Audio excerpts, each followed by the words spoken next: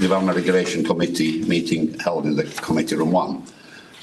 Before I start the meeting, there's a few housekeeping notes I need to read. This room is fitted with microphone with automatic cameras and sound tracking and microphones in the ceiling. Given this, I would like to remind members of a couple of things. Please continue to speak clearly and try not to whisper.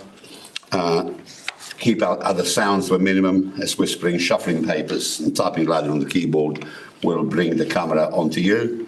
Also bear in mind that because the ceiling microphones are sensitive, they might pick up conversation in the room, including formal remarks. And finally, please refrain to use a mobile phone, as when the camera zooms in, it not only capture the speaker, but also those sitting next to them. Last point are particularly important, as we are live streaming the meeting today on YouTube, and a recording of that will be available at any time on that channel. We are not expecting a fire drill this morning, so if the alarm should sound, please follow officers out the doors at the side and behind me of the room via the nearest exit, which will be down the stairs, into the foyer and into Duke Street. We make our way into the location assembly point in the grounds of the cathedral opposite. Thank you very much. Okay, we go to agenda item 1, membership apologies, substitution and declaration of interest. Gemma. Thank you, Chairman. We have received apologies from Councillor Harris, Councillor Rees, for whom Councillor Hardware is substituting, and Councillor Aspinall, for whom Councillor McCrory is substituting. Thank you very much indeed. Chairman, if we haven't finished, I do need to leave just before 1 o'clock. Okay. Thank you. Councillor Thorogood. Yeah, thank you. Yeah, item 4.2, Rivernorth Incinerator. You've allowed me to speak for 3 minutes, and then I will retire to the gallery. Yeah. That's fine. Objections. Thank you very much. I expected that. Thank you. Any other declaration of interest, members? No, can't see any. Okay, so we go to the minutes of the last meeting. I will take them as they are. There's a minor addition. I think you should have that in front of you. That I reported I would write to the Director of Highways regarding the application of Lufkin Farms. I did, but I've not got a response. But this morning I just had a conversation with one of his officers who assured me there'll be a response by the next meeting. So I will report that at our November meeting. So, members, the minutes can be agreed? Agreed.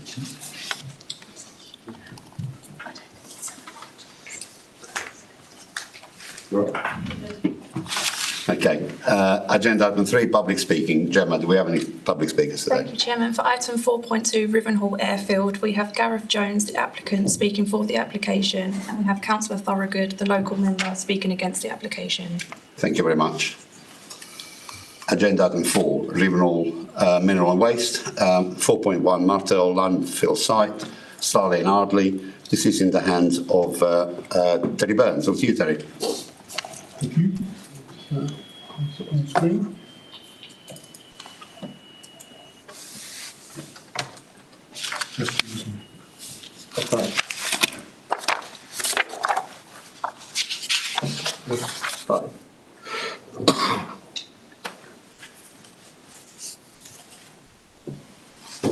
Oops, doesn't know if anything's happening at the moment. Is it F8?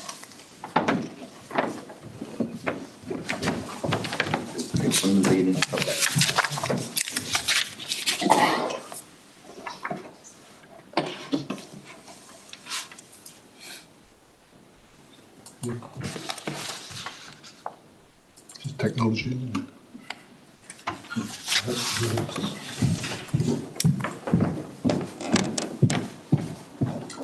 So this is Martel's landfill site, and I'll just bring it up on the screen. The report. First thing is addendum. We've just got the local member who's had no comments to make on that. That's the only on that. Otherwise, everything's as per the report itself. So the Martel's application we have is for the continued use of the landfill site, which was for a further 2 years, and I'll come on to that later on, and for the revisions to the previously approved pre-settlement and post-settlement drawings to address issues with levels which have been encountered on a particular site. So I'll take you through the PowerPoint that will give you background to the report itself. So the Martels quarry, which is that large brown area, it's going to be one of those. I'll do it on the screen for you. Martels is just south of Ardley and comprises this area of land which we have here. The Martels Industrial Estate is just off to the north. And as you know from previous reports that we've had before committee, the southern half of the south of Slough Lane, we have two operators. SRC operating a sand and gravel site through their northern processing plant, and the access road, which serves also for the Martel site. This was a landfill site, which, to all intents and purposes, finished work in around 2022 at the present moment, and I'll come on to this later on. It comprises two areas of land, which was picked up in the report.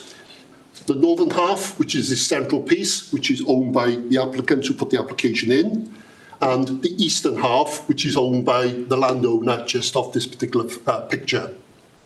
This was taken 2013, I believe. So the number of cells within the landfill site, and I'll come on to the picture showing you that now in a few moments. So to all intents and purposes, this part of the site has been capped with clay and some soils. This area has been capped with some soils, but not all that many. This is the old Ardley clay stockpile, which is still in situ. And for those of you well before my time, was known as the Ardley ski tip ski lodge, with a large clay stockpile on that particular site. It's been and to the south of the clay stockpile is a low-lying area which has been regraded and has some ponding. So I'll come on to those points now in the report.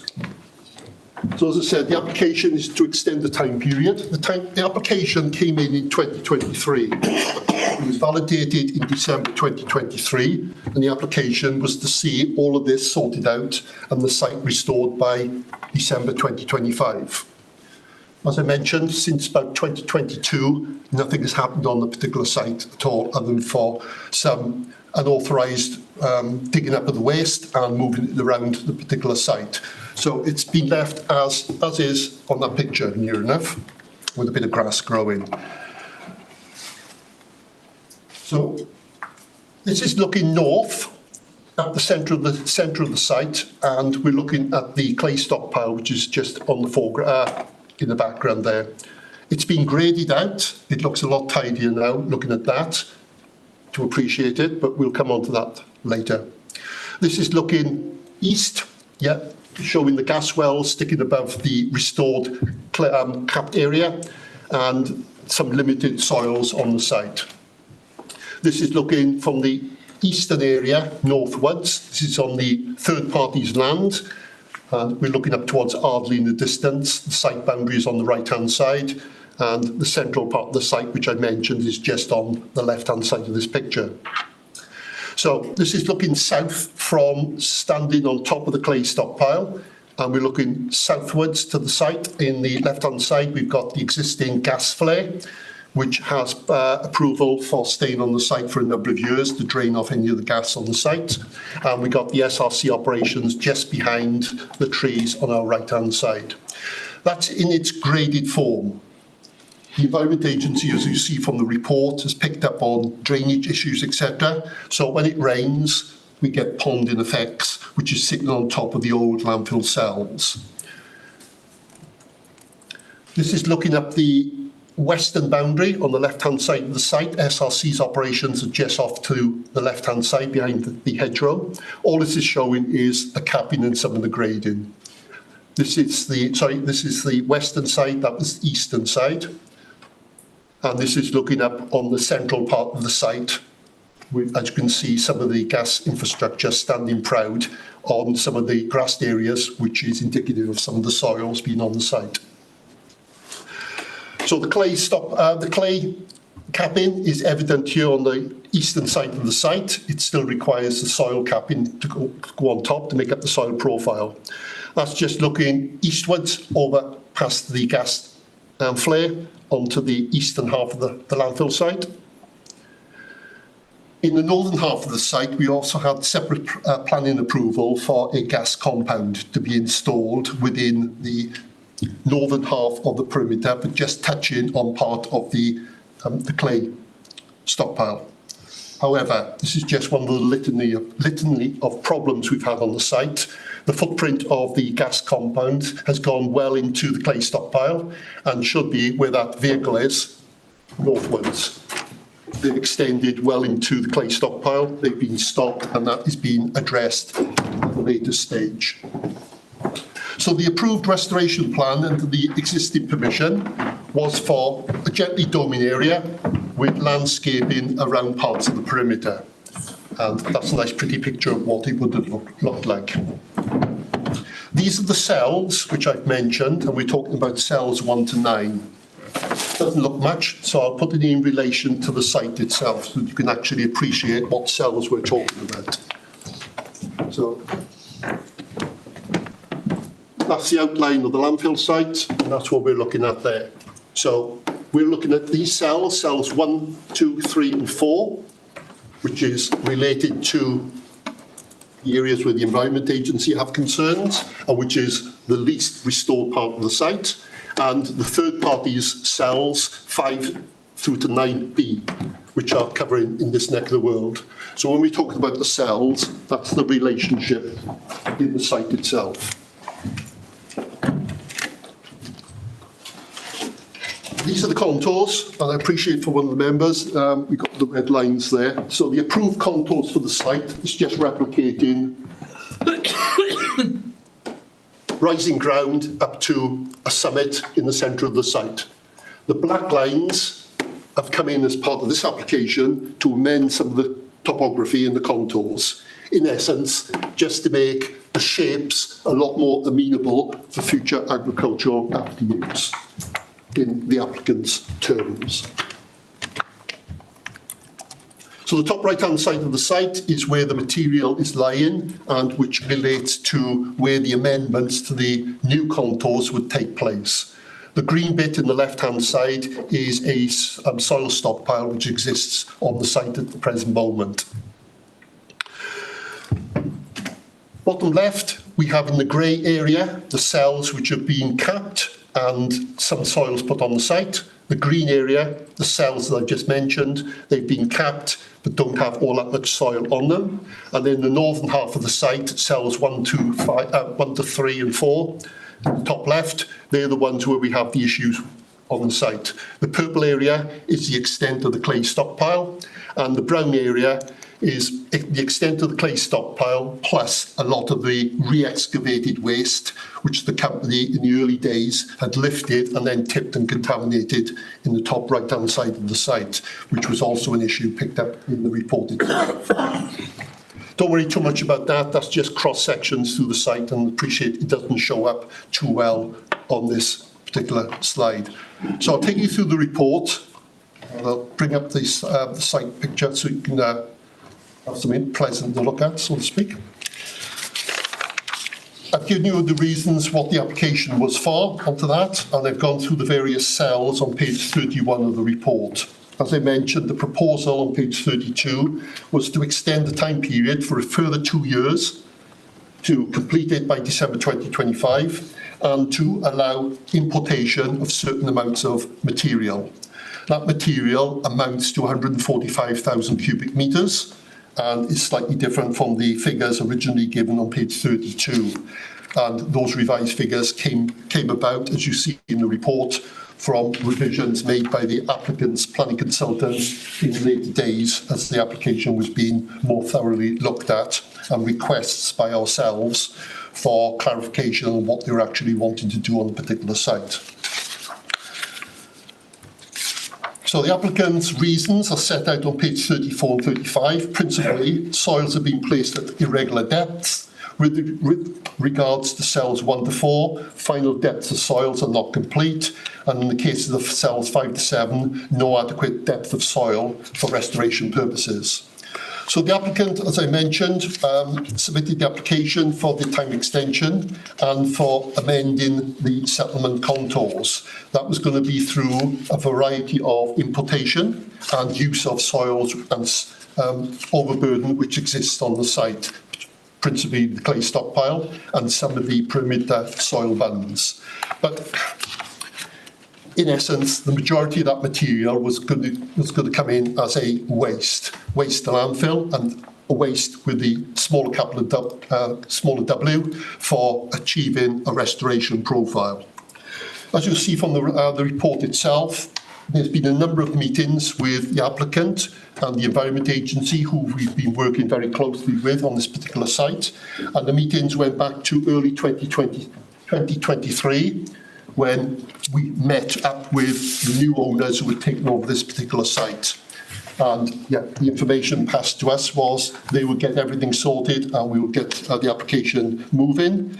But we've still maintained in our pre-application formal opinion back to the company, and within subsequent emails, and as you can see in the report, we've been asking for schemes to come in which showed lower profiles and alternative after uses, even if they were going to be below the approved restoration contours, because in our view, 2 years was too long. Bearing in mind the site has been left like that for about 4.5 years, the site could have been done and dusted by now. It hasn't been. So despite pushing the applicant to get the various scenarios in, very little has been achieved. Further meetings on page 50 and 49-50 set out meetings in February 2025, where we met the new company yet again, which had been taken on board to push this application forward. That didn't transpire, despite email requests through to the company from both ourselves and the Environment Agency. The applicant, other than for setting out some disturbance to the land in early days of re-excavating some of the waste, and in a sense, taking steps backward, they've still, at the present moment, got the site which is left in an untidy situation.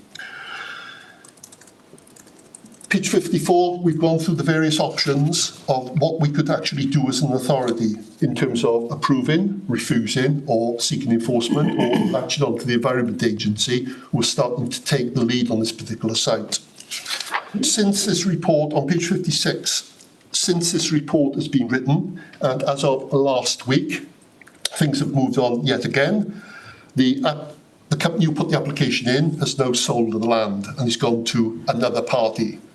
That party only had a meeting with the Environment Agency, we've had a number of meetings on the site with the Environment Agency, and they brought down a lot of their own people. We've had drones taking place while we were there, and their various permitting and enforcement sites. So they've been putting a lot of energy into this particular site.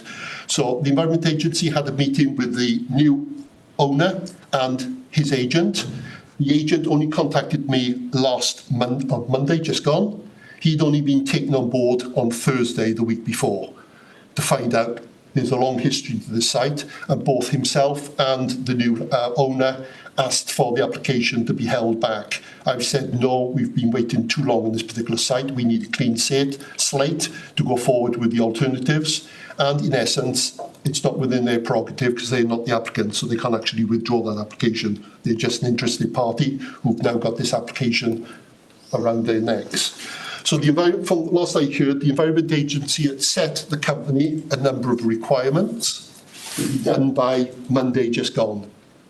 As of this week, that deadline had passed. The company have not addressed those issues. So the Environment Agency are stepping up, and as you can see in the report, they are progressing down the route of going forward with the enforcement action on the site.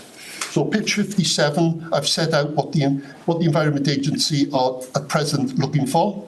There's 1 to 5 points. Points 1 to 2 of pertinence to ourselves, which is regrading and reforming the landfill cells 1 to 4, which is the main issue, and constructing an engineered cap over cells 1 to 4, which would allow proper drainage and would address the Environment Agency's concerns, which are gas emanating from the site and leachate problems.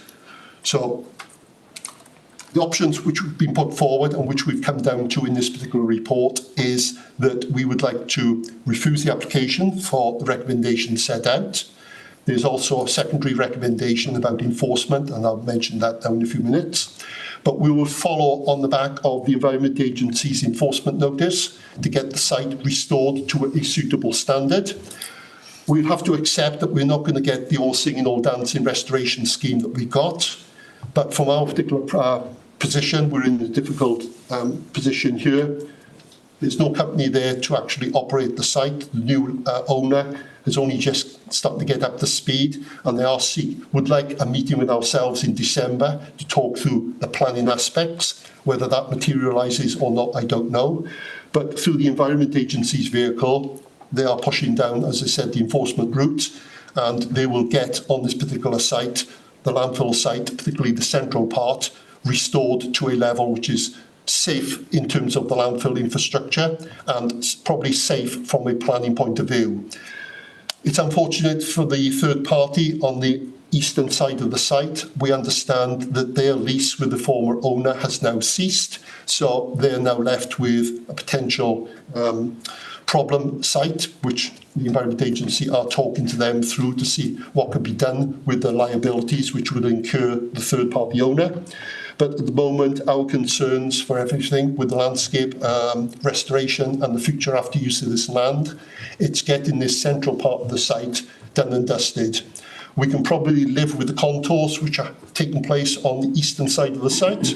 And once that landscape is probably regraded, probably not too dissimilar to what is there, if they regrade out the clay stockpile to the north and restore and, in a sense, get out the depressions on cells 1 to 4, that will probably be acceptable to the Environment Agency, but it will probably also be acceptable to us in the long term that there's a landform there that will probably blend into the landscape.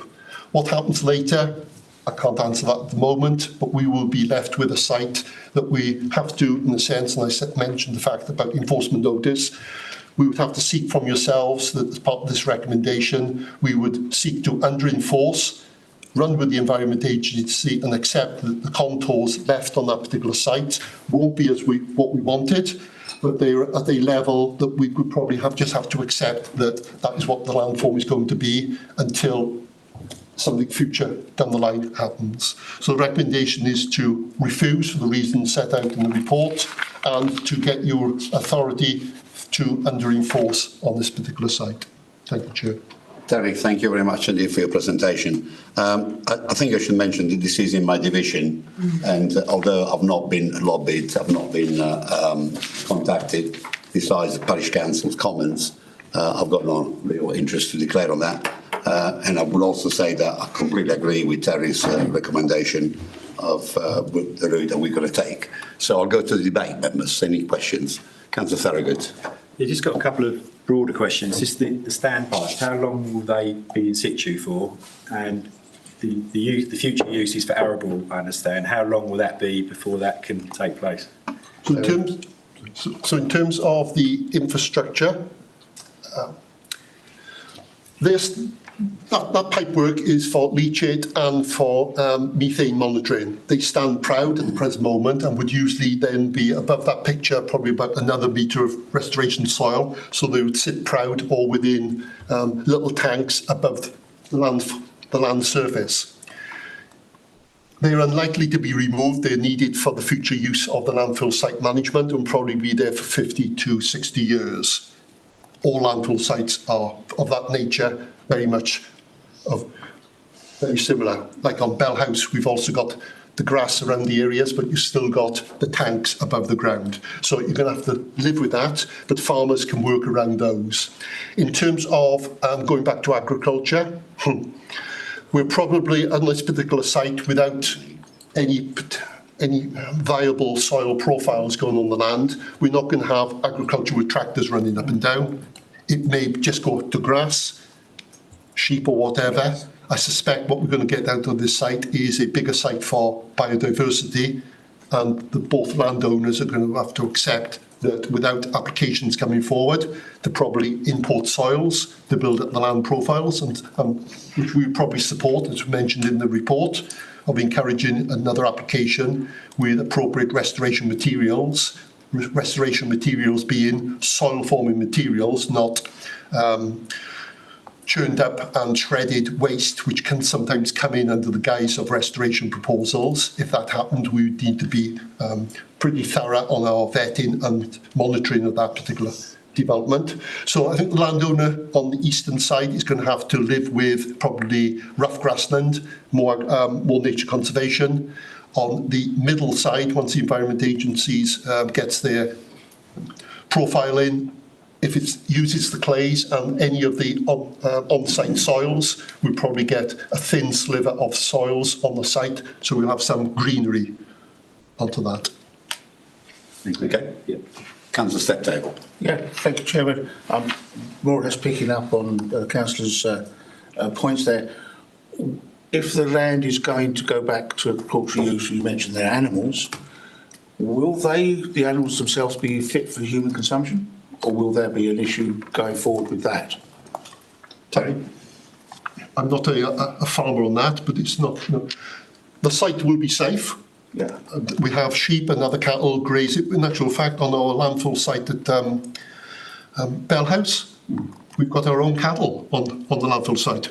So we've got red poll cows and we've got sheep at the present moment, which then go for human consumption. So, yeah, it doesn't preclude animals.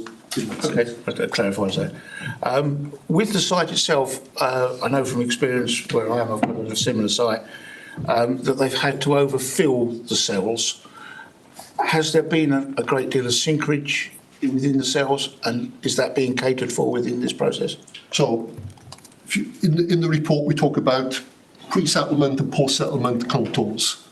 So, pre-settlement, yes, it's normal on sites, and they go to various percentages. I think Bell House has about, I think it's 12 to 15% overfill. It's standard on what the material has gone in, that you build up, and once it sinks down, like I've given you in your member training, when you dig a hole in the garden for putting your rose bed in, and you don't want the rose, you put the soil back in, it's always a dome, and that will sink down because you've mixed it with air. So it's very similar with these sites. The overtip, which is standard, is done to percentages, and it's done with consultants when the stand is, and it will gradually come down. So yes, it was designed for that. Part of cells 5 to 8, I think, were slightly overtipped, and they've started to settle down. But we're not getting major sinkage on these sites because of the nature of the material. And my final point was around the venting. Is any of that gas being used for power generation? So at the present moment, the answer is no. The existing gas well on the site has been in operation for a number of years. They probably missed the boat. One of the reasons, I think, historically, one, it's been cost, and two, there's no capacity in the area to link it in to allow it to be exported. The new gas compound that we've got approved, but it's still being sorted out with the Environment Agency because of movements in the area with, I think, solar farms or whatever coming in.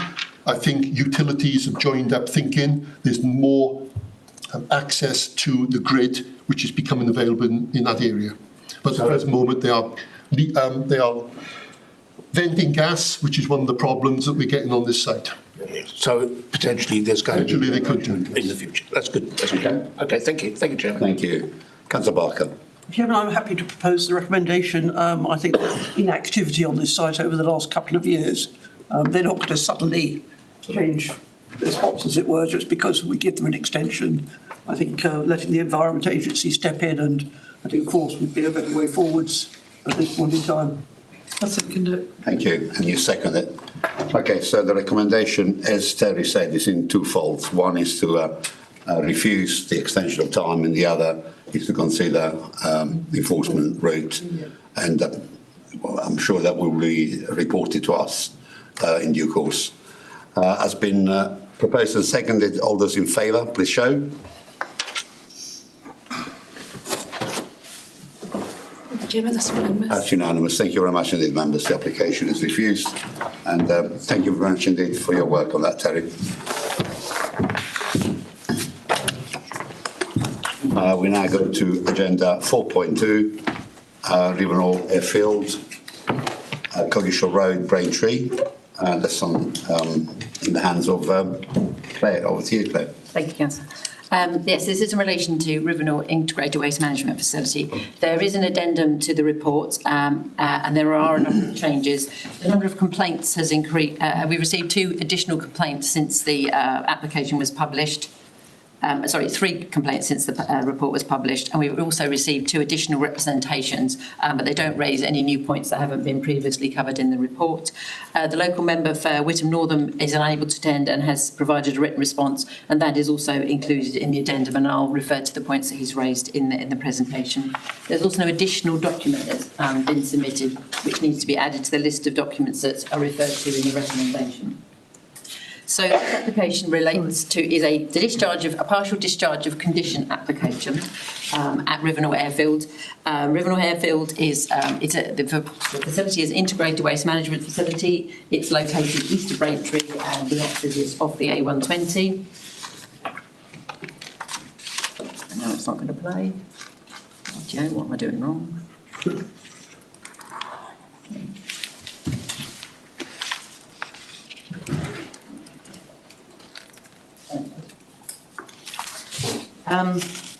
Rivernorth Airfield has been subject to mineral extraction. Obviously, it was an airfield historically and has been subject to mineral extraction such that the integrated waste management facility is located partly below natural ground levels. The nearest villages to the site are Silver End, Bradwell, Coggeshall, although the facility itself actually lies within Kelvedon Parish. Members may recall that the Rivernorth facility has a long planning history, having been originally granted by a Secretary of State following a call-in inquiry in 2009/10. The Integrated Waste Management Planning Commission is for an integrated facility and included a number of waste management elements. At this stage, only the combined heat and power plant, known as CHP for short, has been constructed and became operational in August 2025. Although permitted to generate both heat and power, it is currently only operating to generate power, so operating as an energy from waste facility. The original application was proposed on the basis there would be no visible plume to reduce the visual impact of the stack and reduce the industrialising impact on the local area. Condition 17 required the submission of a plume management plan submitted to ensure there was no visible plume. The plume itself is caused by water in the form of steam condensing as it leaves the stack. The colder the ambient temperatures, such as in winter, the more likely there will be a plume from the stack. It is not smoke, which is caused by particulates in the emissions. It should be emphasised that the control of the visibility of the plume does not relate to any control of emissions or pollution from the stack. As well as being subject to a planning permission, the CHP is also subject to an environmental permit administered by the Environment Agency, and it is the environmental permit that sets out the required standards for emissions from the stack. It is the EA's responsibility, in conjunction with the operator, to monitor emissions from the stack, and the EA have confirmed that they are satisfied that the emissions to date have either been within permitted limits or have not given rise to significant impacts. A plume abatement plan, in accordance with Condition 17, was approved for the day-to-day operation of the CHP in 2016 and involves the output from the stack being heated so that the water doesn't condense to form steam as it leaves the stack. Members will recall that in August Development and Regulation Committee of this year, they were advised of an enforcement case that had been opened with respect to the potential breach of planning control, in that there was a visible plume from the combined heat and power plant stack during the pre-operation works. As the plume was only temporary in association with pre-operation works and the works had been completed, it was concluded by the Waste Planning Authority not to take enforcement action. However, it was highlighted by the operator at the time that there was likely to be occurrences of plume during the initial commissioning phase of the combined heat and power plant and during the commissioning and calibration period of the approved plume abatement system itself. The commissioning phase was not specifically addressed within the approved abatement plan approved back in 2016, and it was concluded by the Waste Planning Authority that they would work with the operator to resolve this matter. A non-material amendment application was submitted by the applicant to amend the wording of Condition 17 to facilitate the operator to be able to submit for a determination a plume abatement plan for the commissioning phase of the CHP and the commissioning and calibration period of the plume abatement system itself. The non-material amendment was approved by the Waste Planning Authority on the 22nd of August 2025, and the submission before members for determination today are the proposed for the management plan during the commissioning phase of the CHP and the plume abatement system itself. Since commencement of the operation of the CHP in mid-August, the Waste Planning Authority has received 54 complaints regarding the visibility of the plume, and the EA, as at the 5th of October, had also received 27 complaints.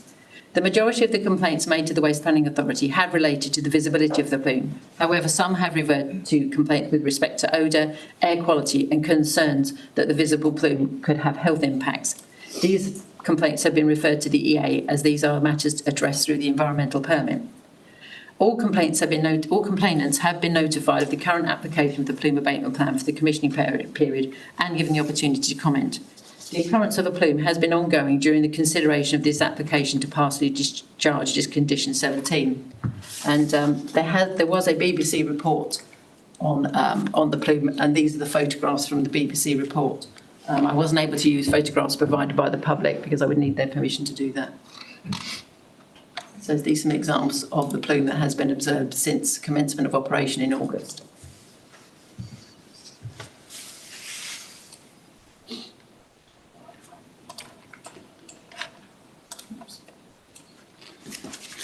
So the proposal is an application for a partial discharge of condition 17. One thing I would make very clear at this point, this is only a partial discharge of condition 17 to consider the plume abatement plan for the commissioning period. The proposal is not the complete deletion of condition 17. There is a planning application submitted in April of this year which does propose deletion of condition 17, so there would be no requirement to manage the plan, along with a number of other changes proposed as part of that application. But discussions with respect to the changes to that application and the need for additional information to support that application are ongoing and not for consideration today. The proposals put forward by the operator for the plume abatement plan for the commissioning period include the following. From mid-August, which is obviously already passed, through to mid-November of this year, the plume assessment would potentially not be operational at all. During this period, the CHP is required to go through an adjustment phase to ensure it meets health, safety and health and environmental standards. The operator has explained that operating the plume system at the same time as these adjustments are made would introduce a further variable into the process, which is not practical. Once the CHP has achieved the required safety and environmental standards, then the plume abatement system can be brought into use. The plume abatement system will be brought into use as soon as possible, potentially earlier than November 2025, and it understood that it has started to be utilised, but it is at a very early stage in its commissioning. The initial commissioning period for the plume abatement system is anticipated to last until mid-December 2025. During these early stages, it is anticipated that there would be a likely plume between 12 and 19% of the time. Upon completion of the commissioning period for the plume abatement system, there would then need to be a period of calibration of the plume abatement system itself, which would be required over a full year. The plume abatement plan approved in 2016 was based on a theoretical model using weather data from Stansted Airport being the best available data at that time. However, the weather at the Integrated Waste Management Facility is likely to vary due to differences in local topography as well as influence from the IWF buildings themselves. A weather station has been installed on the roof of the CHP building, and the data from the station will be used to inform what temperature is required to ensure there is no visible plume. A year's data is required to be fed into the automated system to fine-tune the system. Higher temperatures are likely to be required in colder months. It is likely there will be more occurrences of visible plume during this one-year period, greater than those anticipated in the plume abatement plan in 2016. Policies with respect to the application are set out in section 6. And with respect to consultation responses, these are set out in section 7. Braintree District Council have objected, noting they are very disappointed that a non-material amendment was permitted to amend the wording of the condition that allowed the submission of the proposals for the plume abatement plan during the commissioning phase. Braintree considered the control of the plume was a key planning consideration in the termination of the original application, and allowing the proposed change would allow an industrialisation of the rural landscape. They would not wish to see any changes to the original condition requiring no visible plume. The Environment Agency have raised no objection. The EA have commented, as I explained before, that the visibility of the plume is a planning matter and not controlled by the environmental permit. The only exception being if emissions from the stack cause a heavy black smoke, which would indicate there was an issue with combustion control and potential issues with compliance with emission limits. The county's landscape officer has raised no objection, but does comment that the visible plume for a one-year period will have an adverse visual impact on surrounding receptors and industrialising impact on the landscape. The county's historic buildings advisor was consulted due to the proximity of listed buildings, which includes Woodhouse Farm adjacent to the facility. The advisor concurs with the landscape officer that the visibility of the plume will have an industrialising effect upon the landscape and the setting of surrounding heritage assets, but due to the relatively short period, the effect will be very minor.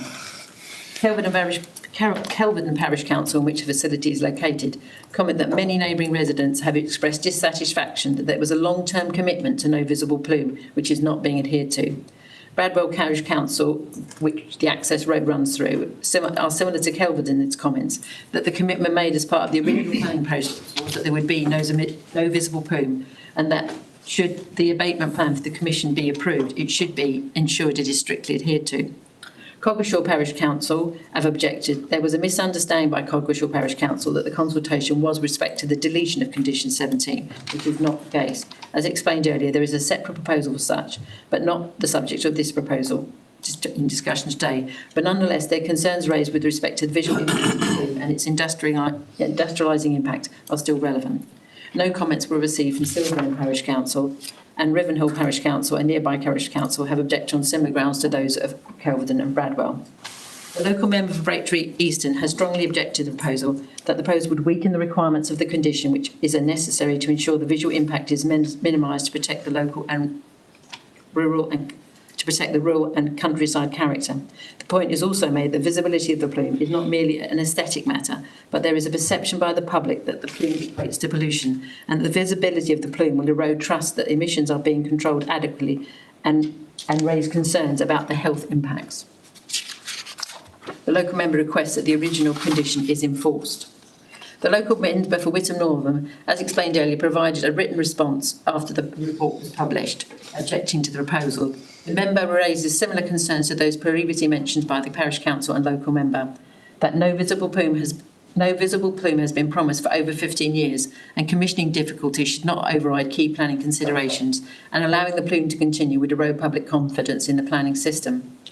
In terms of representations received with respect to the proposal, to date we've received 209 representations objecting to the proposal on similar to those previously mentioned, namely the visual impact of the plume, industrialising impact on a rural setting, impact on the setting of heritage assets, the number of changes that have occurred previously and proposed within outstanding applications considered to give rise to planning creep, the loss of faith in the operator will comply with other planning conditions, the potential associated pollution and health impacts from the plume, challenging why the operator was not aware of the difficulties operating the plume abatement system during the commissioning phase, feel that the operator has played the planning system to achieve what they want, that the operation of the CHP should be stopped until the condition can be fully complied with.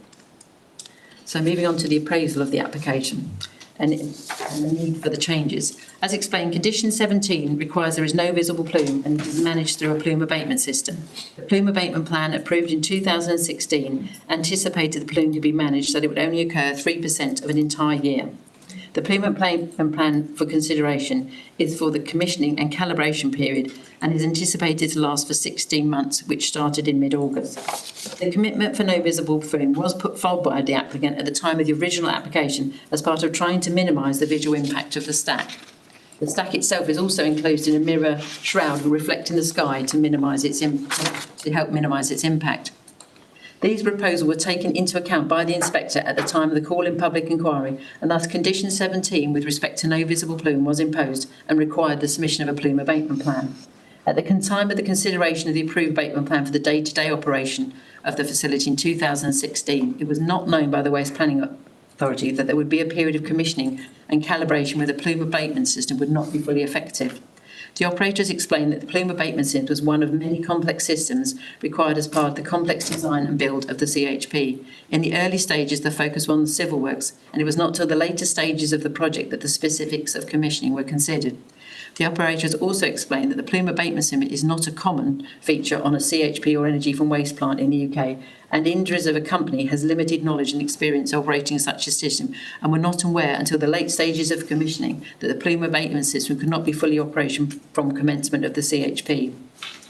In order to facilitate the submission of a plume abatement plan for the commissioning and calibration period, a non-material amendment was made to condition 17, and on approval, the and on approval, the current submission made subject to this report. As mentioned, Braintree District Council raised that a non-material amendment was approved. It is of course disappointing that the plume abatement system cannot be operational from commencement of use of the CHP. It clearly would have been preferable if this had been known and could have been taken into consideration in the determination of the original application by the inspector in 2002 and by the Waste Planning Authority in 2016 when considering the original plume abatement scheme. However, it's only possible to deal with the situation as it is now, and allowing the operator to submit a plume abatement plan for the commissioning period was considered a pragmatic approach. It is essential the operator meets the required safety and environmental standards, and this can only be done without the plume abatement system operational. While the need for the need for no management of the plume for 3 months is reluctantly accepted, the greater occurrence of a plume during the commissioning calibration period, it is necessary to consider the environmental impacts.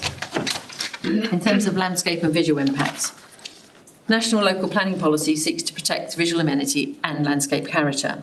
During the initial commissioning phase and the year of calibration, there would be a greater occurrence of a plume in the first 16 months of operation. However, the life of the CHP is 25 years plus and therefore relatively short in terms of its overall life.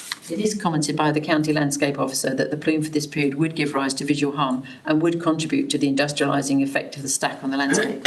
However, he considered that the short-term visual amenity and the landscape character would warrant refusal of the plume abatement plan for the commissioning and calibration period. In terms of heritage impact, the Integrated Waste Management Facility is located in the vicinity of listed buildings, including those at Woodhouse Farm. The stack is visible from above the trees from Woodhouse Farm, and it was acknowledged by the inspector in 2010 that the stack would amount to a modest part of a wider view. However, this impact would be increased by the visibility of the plume. The County's Historic Advisor concurs with the Landscape Officer that plume would exacerbate the industrialising effect upon the landscape. The plume would only be visible for a proportion of daylight hours over a relatively short period considers the impact would be minor. As the harm to heritage assets is considered less than substantial, it is considered the benefits of ensuring the CHP can ensure it meets the required and safety and emission limits outweighs the temporary harm. Perceived health impacts. As explained, there have been a number of complaints to the Waste Planning Authority and the EA with respect to the potential health impacts from the plume. But complaints referred to smoke from the stack when the plume appears dark at times. The Waste Planning Authority is advised by the operator and the EA that when the plume appears dark, it is likely an optical illusion. Smoke is caused by particulates in the emissions, and particulates are controlled through the environmental permit, such that darkness caused by particulates should not occur. It is acknowledged that since the operation, there was a short period of particulate exceedance reported by the operator, which has been resolved, but this exceedance did not correlate with complaints of a dark plume from the stack. However, there is a perception from the public that the visibility of the plume is an indication of pollution, and the pollution could give rise to both short and long-term health issues. The National Planning Policy Frameworks makes clear that a Waste Planning Authority has to assume that the pollution control regime will operate effectively, i.e. that the environmental permit will be complied with. It is hoped that the reduction in the visibility of the plume from December 2025 and the full compliance with the original approved abatement plan from December 2026, that public concern with respect to the perceived health impact will reduce. Expedience to taking abortion action. Understandably, representations have asked why no formal enforcement action has been taken and the operation of the CHP not stopped until such time as the no visible plume can be achieved. The difficulty is that the CHP has to be operational for 3 months without the plume abatement system to allow adjustments to ensure it meets safety and environmental standards. Stopping operation of the CHP would not actually allow earlier introduction of the plume abatement system. In addition, the plume abatement system was based on a theoretic model, and it is necessary to use real local data, weather data, for a year to calibrate the system to local conditions. Therefore, it's not considered that serving enforcement arrangements would be expedient and would prevent the operator from achieving the original requirements of the visible plume of not more than 3% a year. In conclusion, it is recognised that there could be occurrences of a visible plume until December 2026, and that this would give rise to both visual and landscape impact and minor impact on the setting of heritage assets. It also acknowledged that the change to the management of the plume at this late stage has undermined confidence in the operator and that the CHP will operate in accordance with other planning conditions. The lack of plume is perceived by the public as an indication that emissions from the stack are clean and therefore not harmful to their health. However, it is necessary for the CHP to operate without the plume abatement system for 3 months to allow completion of safety and environmental adjustments, and only when these are complete can added variable of the plume abatement system be introduced. Then, in order to calibrate the system for local conditions, a further year of data collection and adjustment are needed to fine-tune the abatement system. Whilst it's regrettable that the commissioning period was not known at the time of the original consideration of the IFF application and by the Waste Planning Authority when dealing with the plume abatement system in 2016, it can only deal with the current situation. It is not considered that the temporary harm caused by the greater occurrence of the plume during the commissioning and calibration period warrants refusal of the plume abatement plan for the commissioning period. Therefore, the recommendation is that the details for the plume abatement plan for the commissioning and calibration period, as set out in the recommendation and as amended by the change set out in the addendum, are approved as a partial discharge of condition 17. Thank you very much indeed, Claire.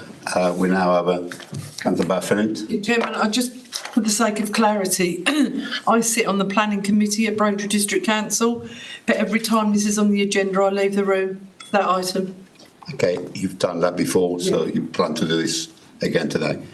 Okay, Councillor Thorogood, I'll invite you to come and address the committee if you like. I'd like to say I'm actually a substitute on the Braintree Planning Committee, but I've never been involved in any decision in this objection, so I'd just like to make that That's known. on the record, that's fine. It's not-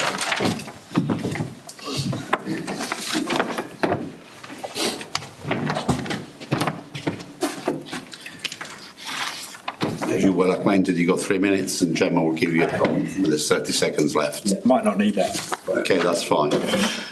Good morning, Chair. Thanks for letting me speak. I'm speaking today on behalf of the residents of Coggeshall, Silver End, Bradwell, Stystead, Kelvin and Fearing. This sort of summarises emails that have been sent and social media posts about the plume. They are communities that have already borne the brunt of a decision that none of us wanted, the construction of a massive waste incinerator on our doorstep. Condition 17 was not an afterthought, it was part of the limited safeguards that were supposed to protect us, to protect our countryside, our air, our views and our quality of life. To now consider partially discharging it feels like a betrayal of that promise.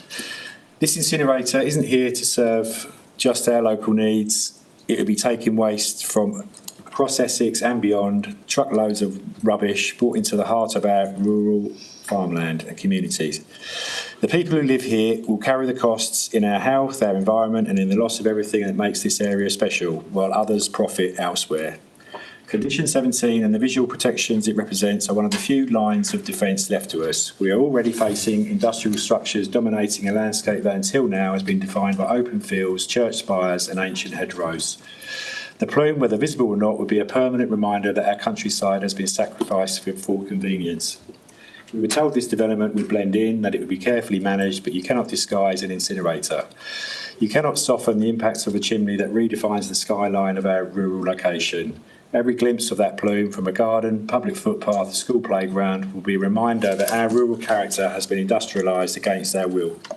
Residents are really angry. We are tired of being told this is progress. We are tired of being told that visual harm and environmental risk are acceptable. They are not acceptable to the people who live here, raise children here and chose this area for its peace, beauty and clean air. If this partial discharge is approved, you will send a message that conditions meant to protect communities are optional, that they can be chipped away piece by piece until they mean nothing. We ask you to stand with us, respect the original planning conditions, respect the promises made to local residents. Do not approve this partial discharge of condition 17. Protect what little remains of our rural identity before it too goes up in smoke. Thank you.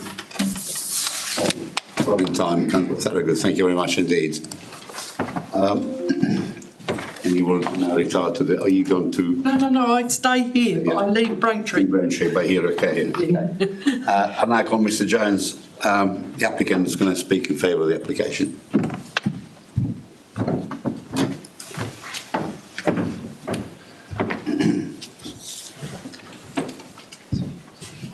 As I've already stated, you have 3 minutes and Jen will give you a prompt and 30 seconds left.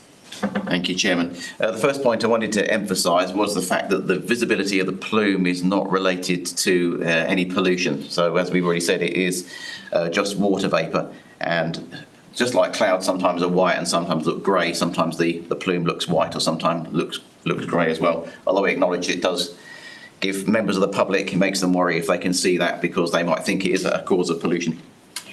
So why have we put in this amended planning management plan? And why is it seemingly so late in the day? Well, partly because, as you can imagine, building and commissioning an energy waste plant is very complicated. There's thousands of different components. It has to be commissioned in stages. And this plume abatement equipment is not a standard piece of kit. So although we're experienced operators and KVR who built the plant are experienced in it, none of us have got experience of a plume abatement equipment. We're only aware of another energy for waste plant in the country that actually has a similar condition to have no visible plume. So it wasn't until the commissioning plan for the site as a whole was being put together earlier in this year that it became evident that we were going to have this issue where we couldn't turn on the plume abatement equipment at the very beginning because the whole plant had to be stabilised, as has already been explained, before we could then divert heat to going up the chimney to heating up the plume. And of course the other issue is, back when the original planning was granted, I guess nobody at that point had thought of this. So we have lots of conditions related to construction, other conditions related to operation, but there's various things in commissioning that don't fall into those areas. There's a bit of a grey area, so they're not covered. So that's why we had to submit this amended management plan to cover the operation of the plume and the commissioning of it during the commissioning period. Importantly, the KVI who are building it can't hand it over to us. We're not going to accept the plant until it's all up and running, and that includes the plume abatement equipment. So it has been turned on intermittently, so it's been commissioning has started on it. The whole plant's due to be handed over to us by March. It has to be up and running by then, even though we'll then have this longer period of fine-tuning it and calibrating it because we have to take into account the weather conditions throughout the entire course of the year. The other point I wanted to make clear is it's been mentioned we put in another application which is pending, which is to do away with condition 17 and not operate the plume abatement equipment for various reasons which I won't discuss now so as not to confuse the issue. But I just want to make clear that application is completely separate to this one. So this application today is to make sure the plume abatement equipment is commissioned properly and is working. Seconds. That application in the future is to do entirely the opposite, which is to do away with it. So it's not at all dependent on this, and this application doesn't lead into that. So whatever you decide in a future planning commission, planning committee is not related to the permission that's before you today. Thank you very much, Mr. Jones. If you'd like to go back to the gallery. Thank you.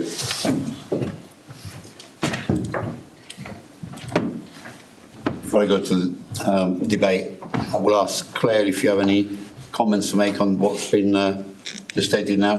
No. There was nothing new from what you've already covered. Okay, members, we go to debate. Councillor Barker. Chairman, what concerns me, we have dates here, we've got November 25, December 25, December 26. Not a million miles from here, a different part of the county, we had a waste plant that was commissioned. Well, it never was commissioned, was it? It went on and on and on. The commissioning phase never ended. So if we were to grant this, I do think there needs to be a very positive, this must be done by now, because otherwise the local residents are left in a sort of state of limbo. That's my feeling. I mean, I do understand that, you know, you've got to do one process and then you've got to fine tune it. That you know, I get that. I'm a bit confused by the forthcoming planning application. But to me, you know, the plant that Essex commissioned the other side of the county, it never came out of the commissioning phase. And I'm a bit concerned, you know, commissioning can go on for a long time. So, I mean, I do feel if any permission were to be granted, that it should be time limited, because, you know, the public have to have some sort of reassurance.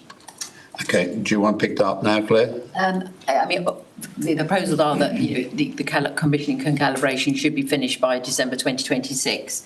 And the site is monitored by the Waste Planning Authority, and I'm sure I'll be told if there's a plume still occurring, you know, more than anticipated.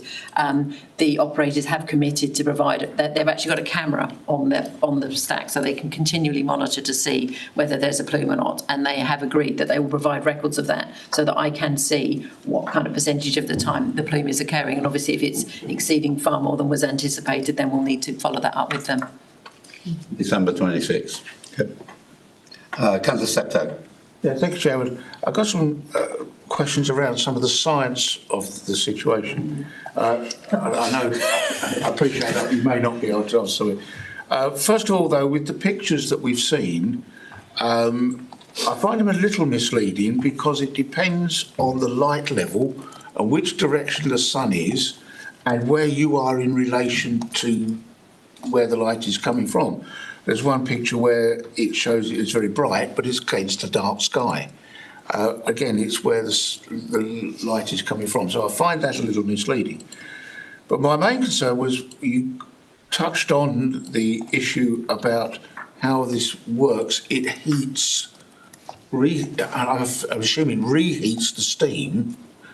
I'm not sure how that improves the situation, because the hotter it is, if it's a cold day, the bigger the plume.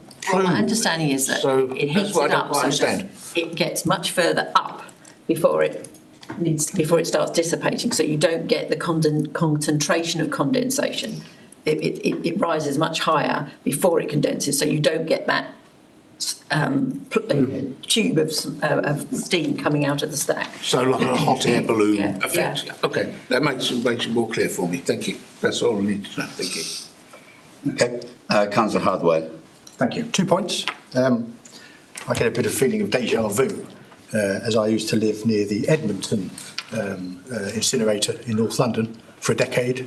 It was the largest in Europe when it was opened in the early 70s. So I've heard all these arguments. I mean, we even had Greenpeace on the top of the stack at one point, arguing, demonstrating against it. And when reading the report, it refers to several times a dark plume. It very much comes on from your point, which kind of suggests pollution. And we've heard from you and from the speaker that it is only steam. And I just want it confirmed that it is only steam. It has no pollution content in it whatsoever. It is not dangerous. It's not going to cause any problems. I need that confirmed as my first point. Planning is a planning issue, whether it's visible. The actual mission control is very much the Environment Agency's responsibility through the environmental permit. There is monitoring already taking place, and the operator has actually been very honest and owned up to the fact that on one incident since it started operation, there was an exceedance of particulates and there was an exceedance of one of the other emission levels. But funny enough, when they actually exceeded the particulate limit, which was a very short period, it didn't correlate with any of the complaints about there being a dark plume. The dark plume is, you quite rightly say, from the photographs, it can appear white, it can appear dark, it can, it just very much depends on the atmospheric conditions and the light conditions. Obviously, if there was a lot of particulate matter coming out of the stack, it would appear dark. But there are so many controls and triggers on the system that tell the operator that there is an imbalance in the emissions. I think it's highly unlikely you'd ever get to a situation where you would actually have smoke coming out of the stack. Second point. Yeah, just going on from that, the perception from the public, quite rightly so, is if the light is such that it looks dark, it looks like pollution. So also you referring into the report as dark plume doesn't really help. So I do want to say smoke because that does invoke particulate. It's just a plume, so yeah. It just kind of fuels public misconception about what it is. So my second point is actually this application. It sounds like a lack of communication, a lack of managing expectations. At some point, the applicant must have known there is going to have to be a commissioning period when there is going to be a plume, and it doesn't look like he has actually communicated that with the residents.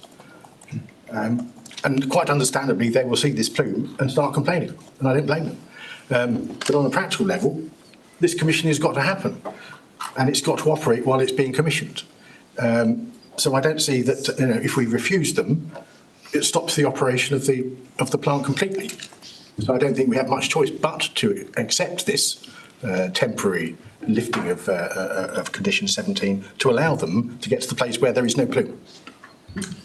Well, before I believe there is a liaison committee that meets regularly. Do you want to talk Yeah, about I mean, that. there's 2 or 3 things that have been done to try and communicate as much information to the community as possible. There is a liaison group, and it was flagged after we had a meeting in September, so we were able to communicate the meeting we had in August in relation to the plume and the fact that there would be a plume abatement plan coming forward. The operators themselves have a website with frequently asked questions where they've tried to address the kind of concerns that people have raised in representations, and the Environment Agency now has actually created what they call a public, I think they call it a public space, where they are putting information up about what's being done, what measures have been taken. But ultimately, not everybody looks at those links, so they don't necessarily. But there has been a reasonable amount of effort to try and explain what's going on and what's happening.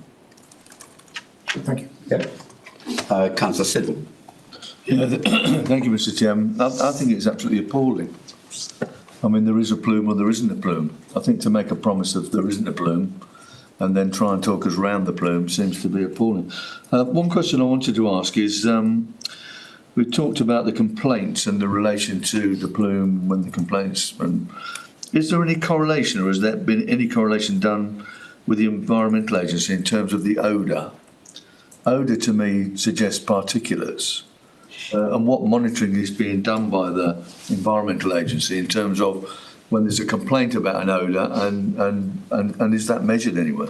The operator themselves have a protocol which they have to go out if there's a complaint. I mean, this is dealt with by the Environment Agency, the operator, because it isn't a planning issue. But when there is an odour complaint, the operator themselves go out, and I know it sounds crazy, but they do have staff that are calibrated, have been calibrated in terms of being able to smell, and they will go around the site and check and go outside the site to check. The Environment Agency, I know also when they've received complaints, have gone out around the various villages where the complaints have come from to try and substantiate whether the smell, the odour is coming from the site or from somewhere else. So they are followed up on and investigated. I agree totally with Councillor Hardware. And I'm involved in industrial equipment, and whenever you start industrial equipment, there is always a period of burning off materials, whether that's oil, whether that's construction components, that sort of thing. So to say, for that not to be communicated, I think is really poor, and I think obviously we need to learn from that. Thank you, Mr. Chairman. Thank you, Councillor Siddle. Councillor Bass-Flint. Thank you, Chairman. A lot of this is about people's perception. And I think the perception is that if you see a dark cloud of smoke, you think it is pollutants. The only thing that I don't quite get is because there obviously have been complaints, people have been getting their windows and everything covered in black smuts. How is that explained, where that has come from? The Environment Agency have investigated, and as I say, apart from one occasion, the particulate matters has not been exceeded. There may have been pre-operational. There was smoke. There was some combustion of oil, and there was some dark. But there hasn't. My understanding is from the Environment Agency, that they are satisfied that during the commissioning phase, apart from the one incident that I mentioned, that the site has been complying with its emission limits.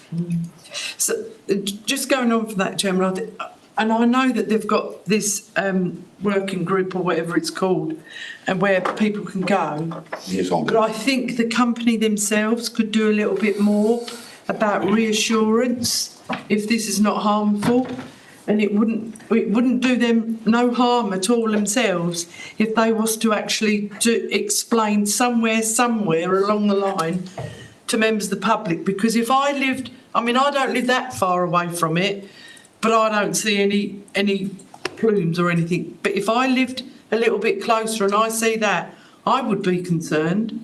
So I think they may be able to help themselves a bit more if they do a little bit more publicity about that it isn't harmful and it is only steam that's coming out of it. I mean, we understand that, crikey, donkeys years ago, you used to have to run a car engine in before you could put your foot down in it. It shows my age, but and I understand that. And obviously from the original planning application to now, things have moved on a lot more to make these kind of things more acceptable and better for the environment. But I just think that there should be a little bit more communication from the company on, they must probably think they're doing all they can, I do just get a bit concerned when you say some of their staff are calibrated to go and smell, because that's like marking your own homework, isn't it? You know, but if the Environment Agency are there and they're on it, that gives me great satisfaction. I think the applicant's in the room and I think is listening to your comments. But Claire, is there any comment you'd like to make on the Only as communication? much as, when the pre-operation works, when they did actually write to all the local community, but unfortunately that almost caused more, people got more confused than to a certain extent. So it's a catch-22, but there is, they do have a website with a page on it with frequently asked questions, and they're updating it when issues arise, so that, but I accept that there may be more they could do. And that's the old chestnut, Chairman, if I can come back. Elderly people are not necessarily switched on with the internet, so they don't see that. Yes, ongoing issue, there, isn't it? And I do remember when you used to run the car in. Yeah. I had choked in them days. Councillor Steptoe. Yes, thank you, Chairman.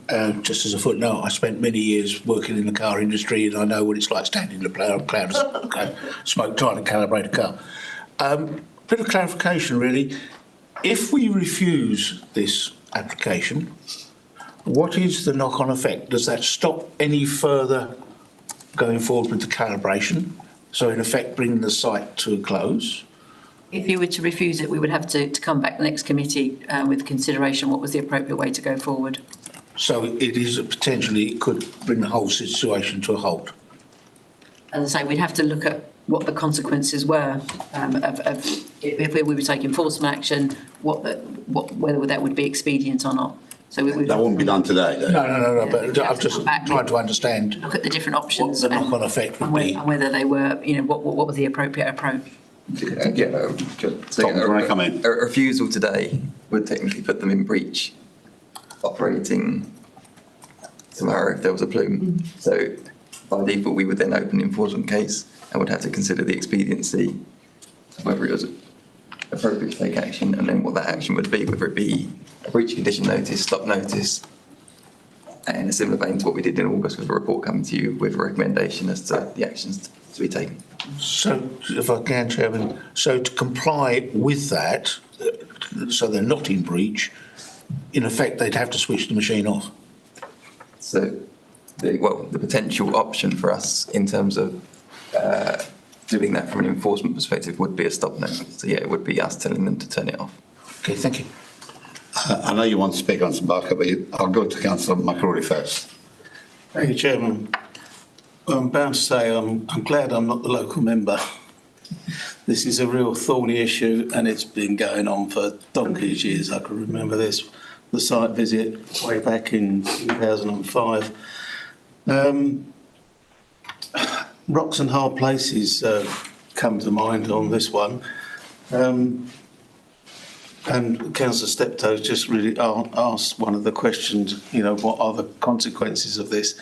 I dread to think that we'd go back to landfill, which is, the only alternative. So it's a very, very tricky one, isn't it? But just to narrow it down to what we're actually considering today, rather than all the wider issues, is this particular condition.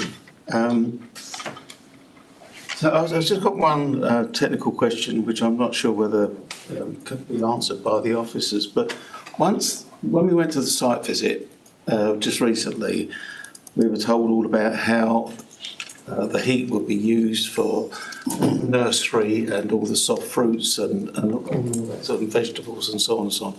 When that's operational, will that reduce the amount? With the heat being transported out, will that have any effect on the what's coming out of the stack? I think the short answer is no, but a slightly longer answer so that we don't get confused. The facility was permitted as a combined heat and power plant. At the moment, it is not operating as a combined heat and power plant. There is no utilisation of the heat, so it is very much an energy from waste facility. There is a planning application for greenhouses, which potentially could use some of the heat and potentially, if there was a carbon capture plant, some of the CO2. But I don't believe that utilising some of the heat for greenhouses, or if there should be in the future a housing development that used them, would make any difference to how the plume, the fact that you need to manage the plume, because you're actually having to reheat the home plume in order to get rid of it. So it's not taking heat away. You're actually going. They actually would have to use heat to actually make the plume go away. Okay, thank you. Do you want to come back? No, that's fine. Thank you very much. Thank you. Councillor Barker. Actually, I wanted to pick up on something Councillor Bowers-Flint said. I've got lots of difficult planning issues in my division, nowhere near here, thank goodness. But one thing that the developers could possibly do, and the officers could liaise with them, is actually attend parish council meetings. Might be very uncomfortable, half an hour for them. But to try to actually, because it goes on the agenda, people will turn up and ask their questions, but public sessions are limited to 15 minutes of torture. And, I think it just might help, because a lot of the comments will be addressed to the parish council, what are you doing about it, or to the district councillor or county councillor. And I think it can do, quite a lot of good if developers in tricky situations like this do turn up and face the public. Councillor Bowers-Flint mentioned websites and whatever. Well, no, you don't think of it. You just think, oh, it's that blooming plume again, rather than anything else. But could go a long way to alleviate some public tension, Chairman. It's a good suggestion, but that cannot be secured through the planning system, I believe, Claire. I mean, the liaison group at the moment, which is made up of the councils that I've mentioned, and the local members, and the operators, and ourselves, and the Environment Agency, meet every 3 months. And so there is and there are usually 2 representatives from each parish. So there's an opportunity for those representatives to ask Indeva to come along to their parish council meeting. And I believe on certain issues, the Indeva have actually gone along to the parish council meeting. So. Thank you. Councillor Steptoe. Chairman, I feel happy to propose the application, but I do like Councillor Barker's idea that we do firmly put a time limit on it, and I'd be happy to propose that going forward. Well, on the timing, I think we've been assured that this is going to carry on until Sets out the timeframes. December 26, yeah? Okay, so you've proposed it. Do you have a second? Councillor Adwell is seconding. It's been proposed and seconded. I'll go to the vote. All those in favour, please show. Heavy heart. Stuffed. Any abstentions? Come on. No? It's 9-4. Has been carried. There was one against. One against. One against. Sorry, Councillor. You didn't put your hand up. You say against, sorry. Yeah, there is a change in the recommendation, very slight, just an additional list of approved documents that doesn't affect the recommendation as such. I can thank you very much indeed, Claire, for your presentation, and thank you, members. Okay, we go to agenda item 5 now, which is information items. Boxted Bridge, welcome back, Councillor Thorogood. This would have been in the hands of Tom Sycamore, but Tom McCarthy is going to present this. This is just an update.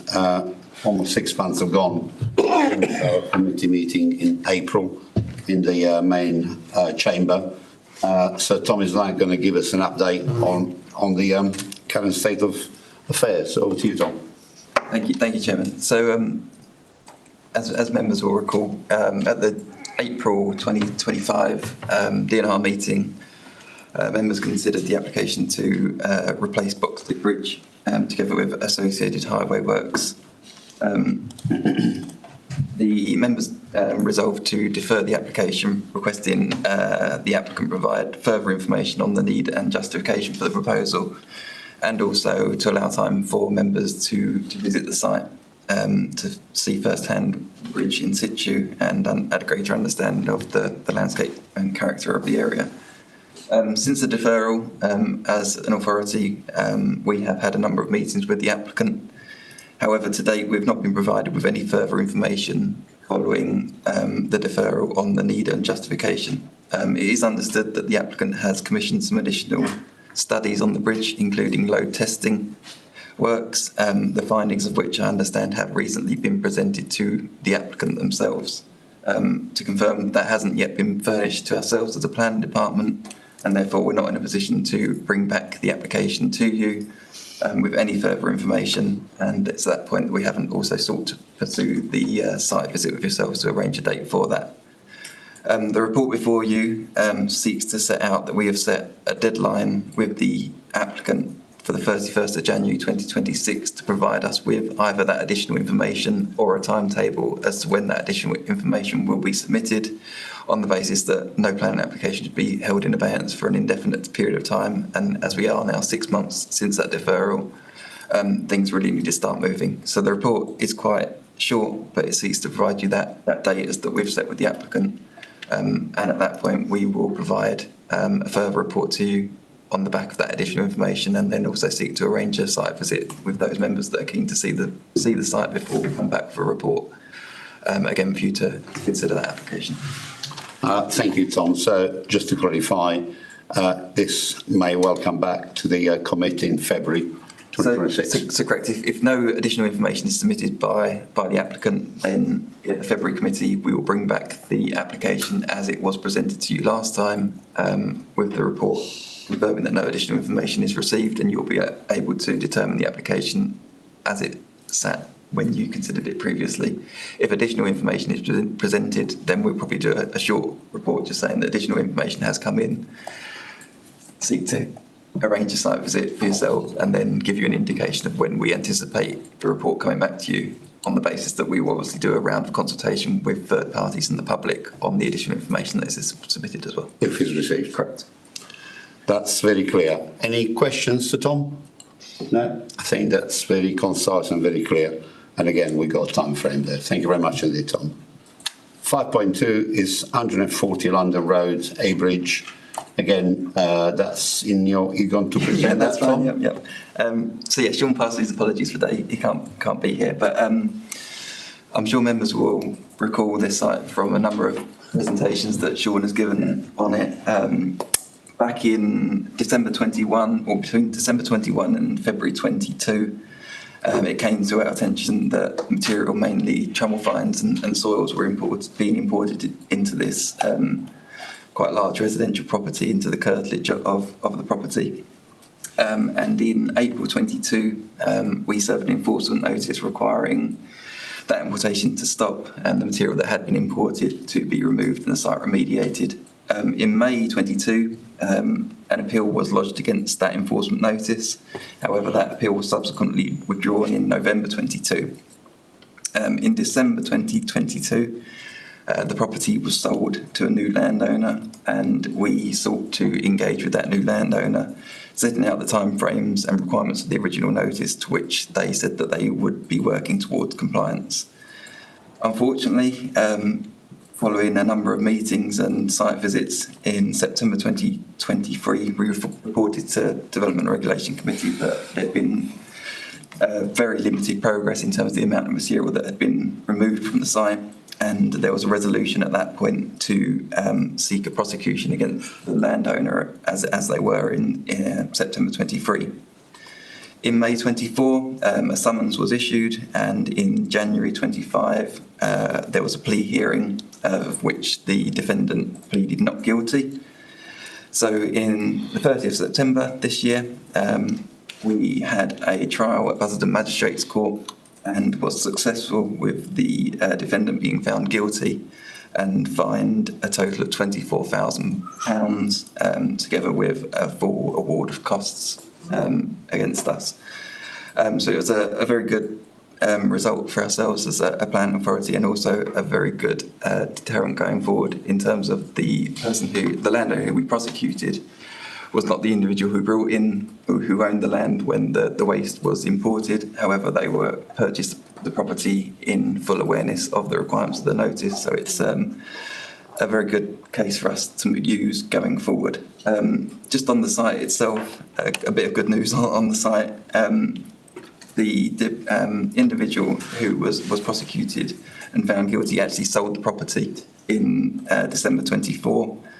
And the new landowners have been proactively engaged with ourselves in terms of clearing the site. And Sean was out there earlier this month, and a positive report. The majority of the waste has now been removed from the site, and the current landowners are working towards final remediation of the site. So it's a positive in two regards. One, that we've successfully prosecuted, and the second one is that the site is now being resolved as well. Tom, thank you very much indeed. It's a double positive actually, because the only things I found umbrage is that the courts will keep the £24,000 fine that through the hard work that Sean and other people put into this, and our law and legal services who took the prosecution on. It's been going on for a long time. So it's excellent outcome, and I hope we're going to do some comments on that, because it will send a message out to people that you cannot get away with that. Councillor, did you want to speak? No? Okay, please do pass on our grateful thanks to Sean, who seems to have had a magic wand since he's been here. Not short of work anyway, because then we go to 5.3, which is enforcement update. Members, this is an information item. There's 20 live cases on there. 17 of those relate to illegal importation of waste. If you have any questions on that, please do take them directly with Sean, who will be very pleased to enlarge on that. 5.4 is stats. No, the major have gone up 2% from 91 to 93, so well done to the team. Agenda item 6 and 8, urgent business and urgent exempt business, have none. Date for next meeting is 28th of November. And now, thank you very much for your participation, members.